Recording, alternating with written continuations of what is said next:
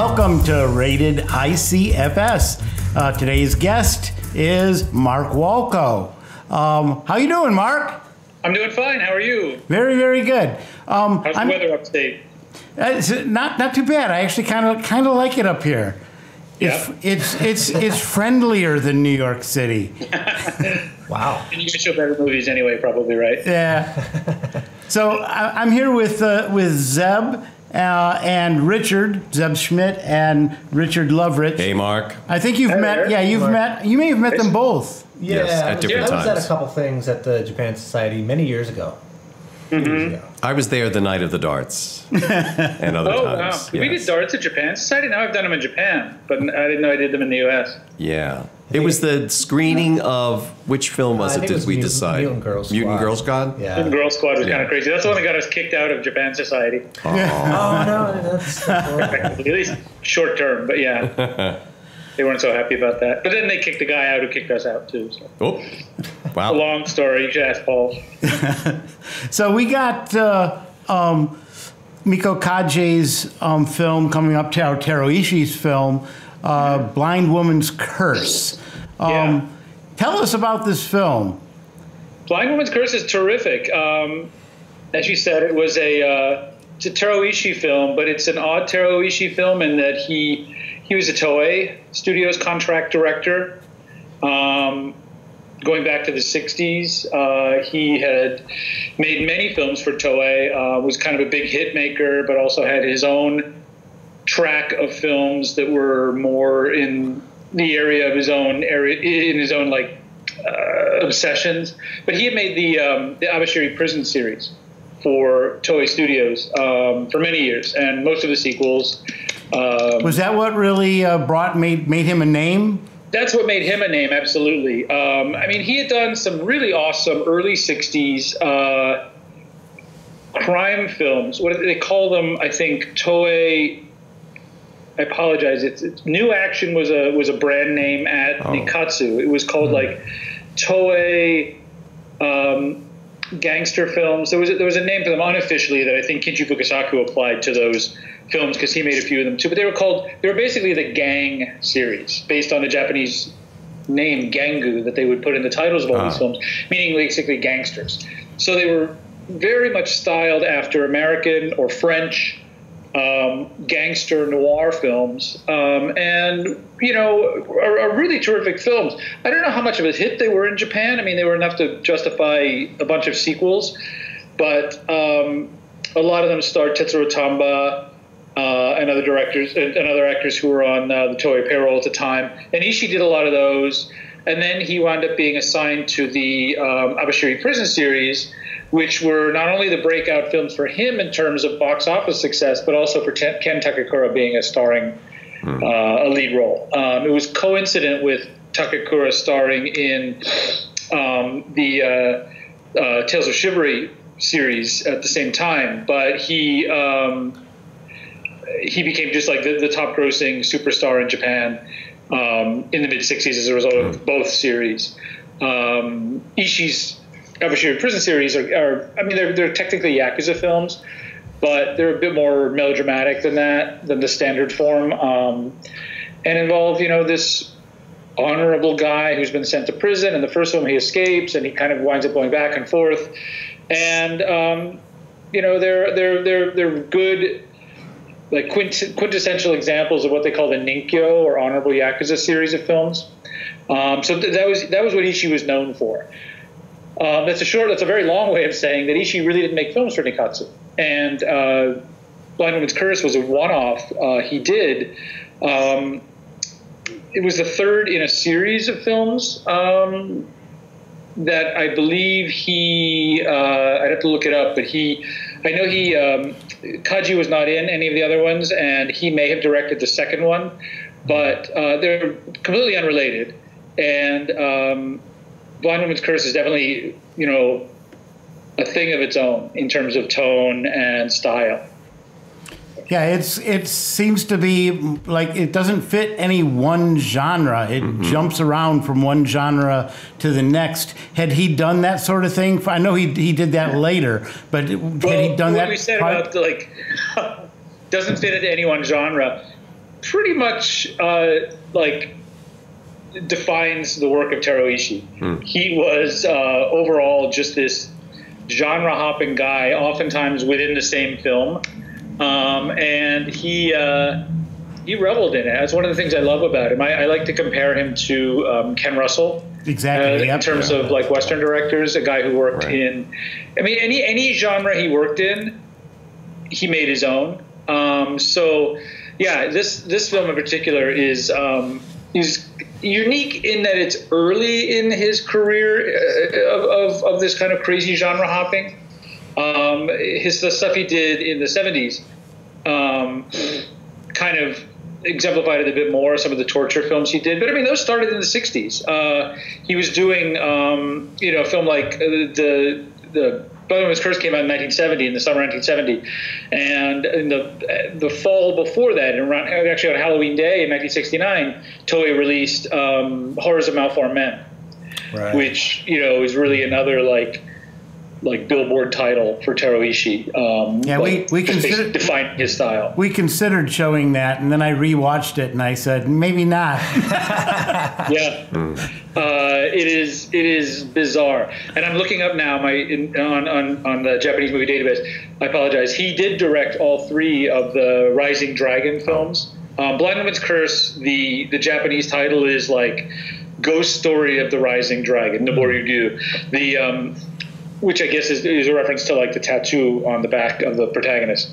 And as the title says, it's a ghost story as well, and a carnival story and all this other stuff. The 2 previous ones are also Noboryu-gyu, Rising Dragon films, but they're not remotely ghost story films as far as I'm aware. They're strictly like Yakuza type, honorable Yakuza films. But Ishii did direct both of those, and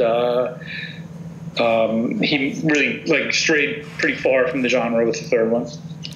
We jumped right into a lot of depth into the movie, but for our viewers, most of them will not be familiar with this title at all. Certainly not the director, but with the movie. So can we just walk through the plot a little bit of the movie? That's a dangerous bit. And then I'd love to skip from walking through the plot a little bit for our audience and then talk about how this extremely unusual movie now, how is that, if you can give us some perspective on how it was received in 1970, which changes. I mean, I enjoyed the movie, I watched it, and then layering over that, the fact that it happened in 1970, it just, it blew my mind yet again. But can we walk through the plot a little bit? Anyone dare? Well, so the film stars Meiko Kaji, who, I guess we should do a separate thread on her. Yeah. So put a pin in Meiko Kaji, we'll get back to her. But stars Meiko Kaji in one of her kind of the last batch of titles. She made it Nikatsu as a starring actress. As the leader of a gang of Yakuza, honorable Yakuza, the Tachibana clan. The movie starts with this amazing credit sequence of a fight in a rainstorm. And she's the leader of about 7 people. I believe all the rest are men. And they have on their backs a dragon tattooed that when they stand shoulder to shoulder and fight, it creates one long dragon image. And if they're separated, of course, you only see like a part of the dragon.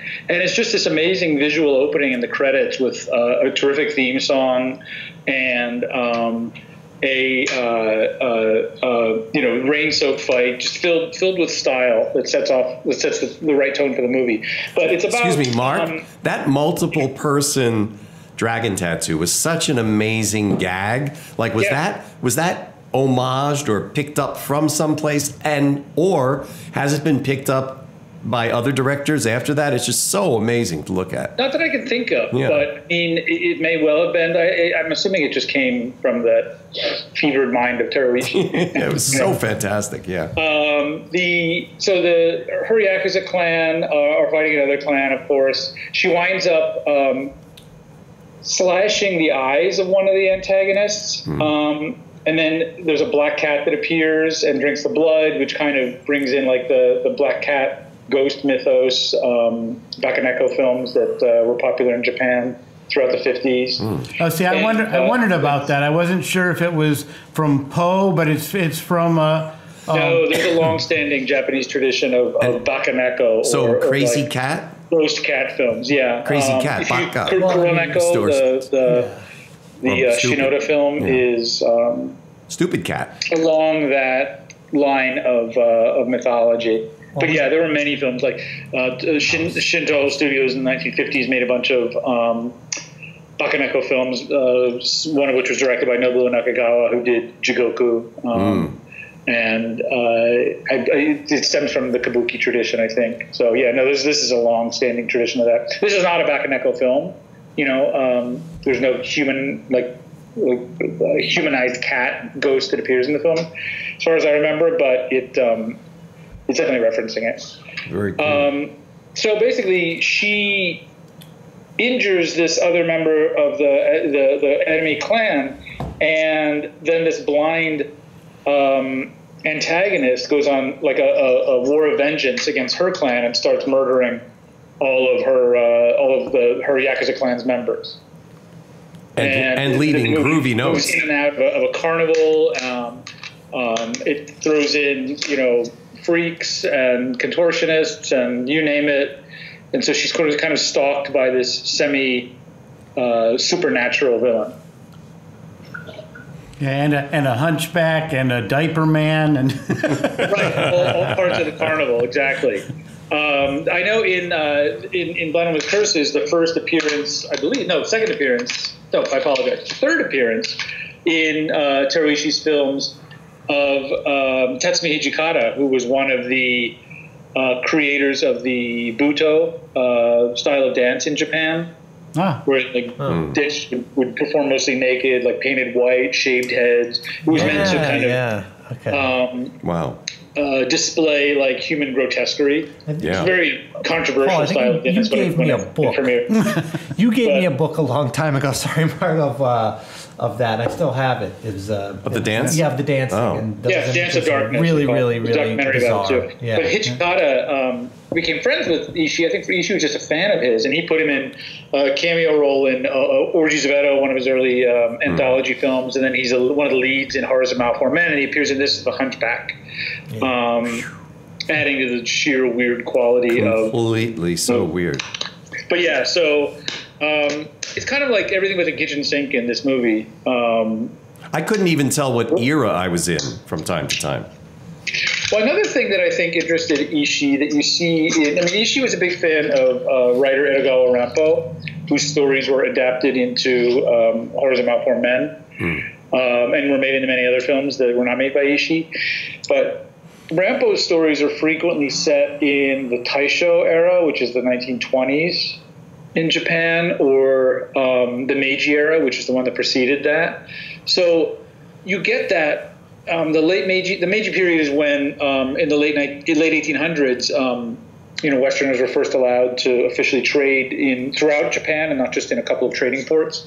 So you had Western styles infiltrating the culture of Japan in a lot of ways. People embraced it. So, which is why you see like a movie like Lady Snowblood, the Toho films, also starring Meiko Kaji, are set in the late Meiji period with this like rapid industrialization and sort of capitalist influence in Japan. Everything Western was haute couture, and especially men were wearing a lot of Western clothes and sporting mustaches. And it's just this visual style that I think Rampo as well as Ishii found interesting, because it doesn't look like anything else. It doesn't look like modern Japan. It doesn't look like feudal Japan, which is why I think you get a lot of movies set during that period from Ishii. If we get a full house for this movie, I will don the jacket and vest and stinky red sumo pants. I will do it. I thought you guys were going to have somebody draw the dragon tattoo across all your backs. You need to get like 5 or 6 people. And that's the way to do it. Come on stage with their backs facing the audience. What a great idea. That's excellent. Yeah. Hey, Mark, I have a question about the production. I don't know if you know. I felt like some of the production values were a little all over the place. Sometimes it felt like it was really low budget. Sometimes it felt like it was kind of high budget. Is that typical of this director in terms of his style? I mean, I noticed there was like a lot of dolly shots that were very, very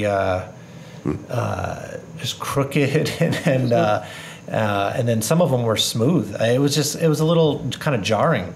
I don't know if that. Well, the Toei, this applies to all Japanese studios at the time. in the 60s and 70s, because the golden age of Japanese cinema was the 1950s and early 60s, in terms of when box office was at its highest. And there was this sort of continual slide of the box office and of ticket sales from, I would say, the late 60s into the 70s. It was one of the reasons, for instance, Nikatsu Studio, who produced Blind Woman's Curse, switched over to making entirely like softcore erotic productions in their Roman porno line of films in the early 70s, because mainstream films, standard films, weren't really bringing the audiences in. So at this point, maybe 1969, 1970, they were cranking them out pretty fast. Toei was routinely releasing films on triple features. So you had to have a certain number of films finishing up every week, every 2 weeks, just to fill the theaters. I don't know that Nikatsu was operating at quite that pace, but they were certainly doing double features. And I think the combination of that, short shooting period, and Ishii's own like run and gun style of filmmaking, certainly when he didn't have the A budget of like Abashiri prison films, he was just jamming everything he could onto the screen, given the budget he had. That's definitely true with like his his anthology films, the torture films he did.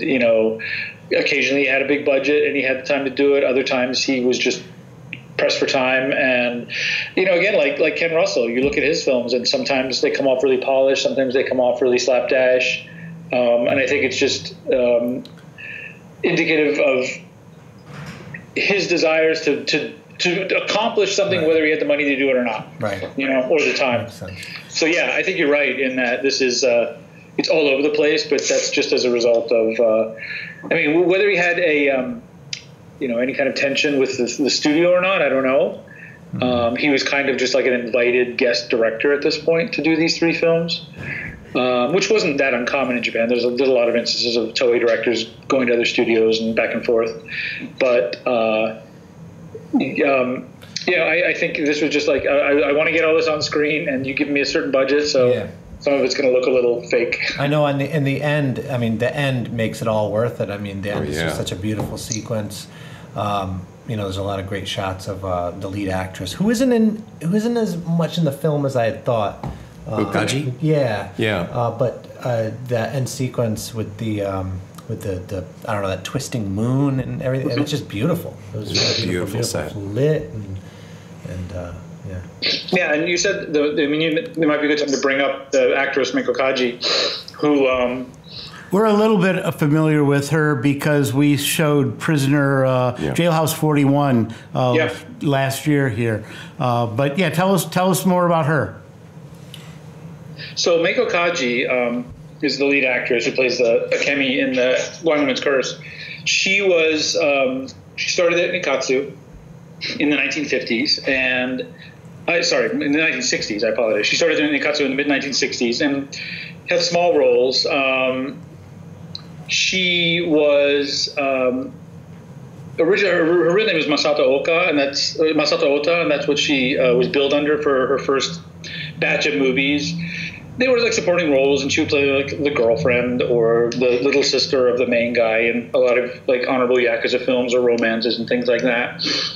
And then in the late 60s, she wound up getting cast in a few harder edge films, and she changed her name at one point to Miko Kaji at the suggestion of another director, and she wound up being cast as like the second lead in the Stray Cat Rock series.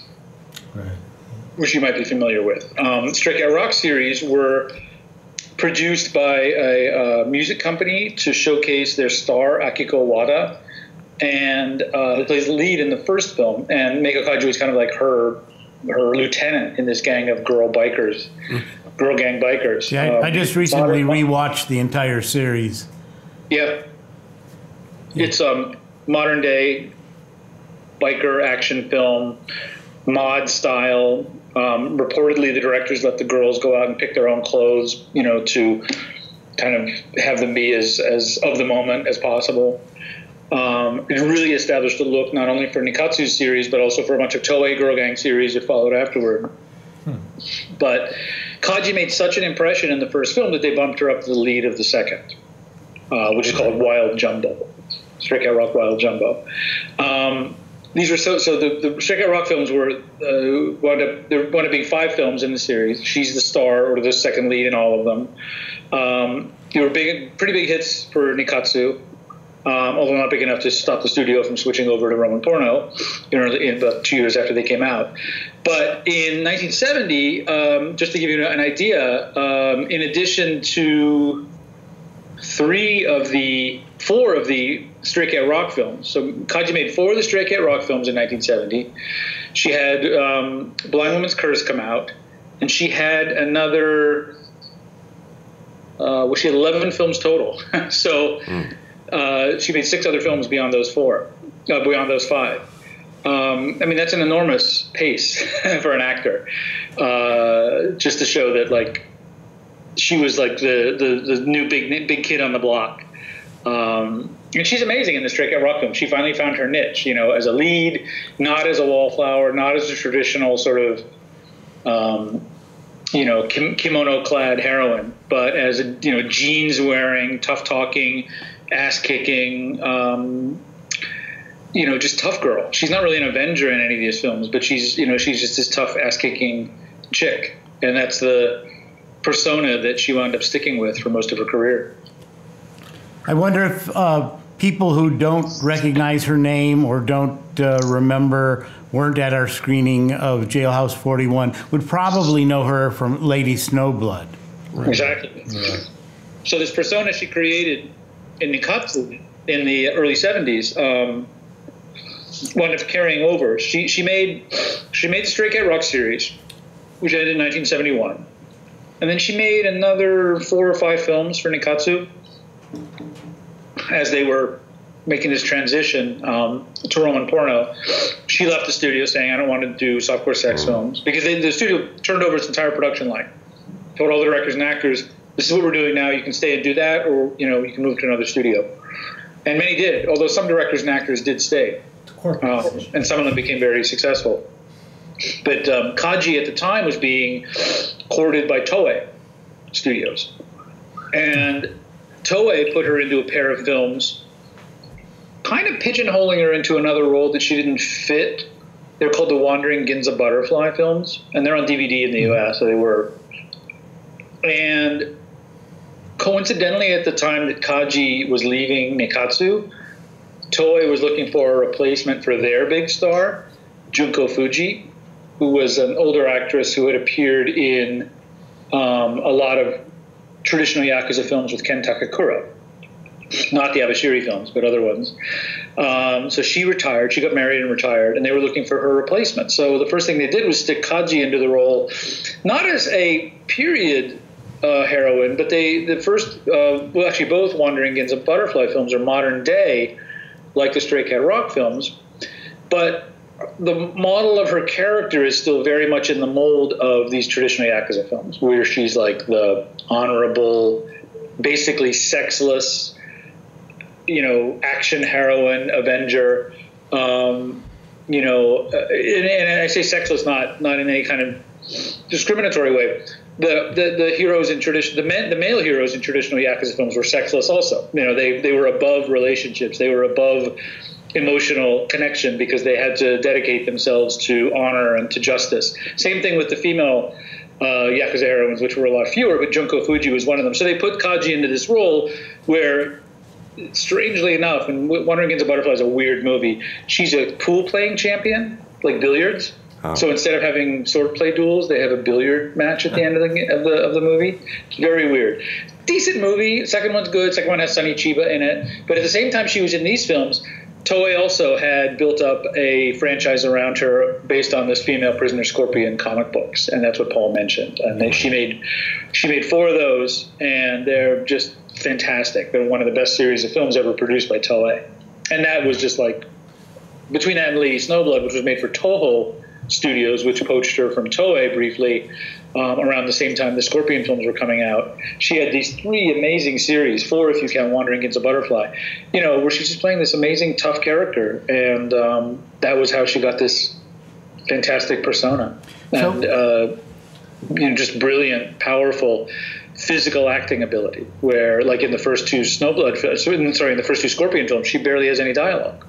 She just acts with her eyes and with her body. Now, we didn't really properly introduce you. I know you from, you were working at Criterion, producing their extras, I believe. And then, of course, when I left New York Asian Film Festival, you filled in, more than filled in. And how do you know so much about Japanese cinema? I mean, you're easily the most knowledgeable English-speaking person that I know on this subject. You're the Donald Ritchie of movies. You don't know that many people, but thank you. I appreciate that. I mean, I just watched a lot of Japanese films. I mean, that was part of it. Well, me too, but I don't remember crap. I wound up learning Japanese, maybe 10 years ago, a little more, through lessons at the Japan Society in New York, and kind of built on it. I started taking Japanese classes, then I started working at the New York Asian Film Festival, then I started meeting Japanese filmmakers because of trips there, and most of them don't speak English, so then I would wind up building up my Japanese through speaking with the filmmakers who don't speak English, and just everything built on itself. So I would wind up watching more films without subtitles and learning a little bit more and putting myself in situations where I had to use the language without any help. And, that led me to dig into more films. And then I wound up kind of around the same time I was doing the Film Fest and to some degree afterward, I was producing a lot of special features for DVDs and Blu-rays to be released in the U.S. of Japanese films. So that really helped with developing a knowledge of cinema, because I was like either writing liner notes or proofreading liner notes or hiring people to do audio commentaries, and did a lot of interviews with a lot of filmmakers, including the guy we're going to talk about next, Nobuhiko Obayashi. But I never did get to meet Teru Ishii, unfortunately. Nor have I met Meiko Kaji, although we've approached her many times to do interviews for these discs, but she's always turned us down. But, I met a lot of other really amazing filmmakers whom I'm happy to have either gotten to interview or gotten to know, some of whom have passed away. When you're talking about the Toei and Nikkatsu 1960s, 1970s films, the filmmakers are all, quite old now, if not gone. Well, gee, thank you so much, Marc. It was really great having you here today. Any last parting shots? I think I very much appreciate you guys having me on your show. Thanks for the kind words and for the invitation. What I would say is I hope you sell out your show of Blind Woman's Curse, and that every audience member approach it with a very open mind. I mean, on one level, the film works just as a cool swordplay action film, but on another level, it's just like the definition of weirdo Japanese cult cinema in the best way. And if you like that, you had asked me how I got to know about Japanese cinema so much. And I always have this feeling that the more I learn, the more I realize I don't know, which is true of a lot of subjects. But Japanese cinema in particular, it's like, oh, I like this movie by, Blind Woman's Curse. Who's the director? Teru Ishii. Great. Well, how many films did he make? Oh, 200. And then you go, oh, okay, wow. So now I got to somehow dig those up. And how many did Meiko Kaji make? She made about 70-something. Okay, great. And then she started other films by other directors like Yasuharu Hasebe or Norifumi Suzuki had made some films for Toei at the same time. And it's just this ever-expanding world. So what I would say is the audience members who like this, remarkably, you can find a lot of these types of films on subtitled DVD and Blu-ray in the U.S., thanks to companies like Arrow and Criterion and Synapse Films and others.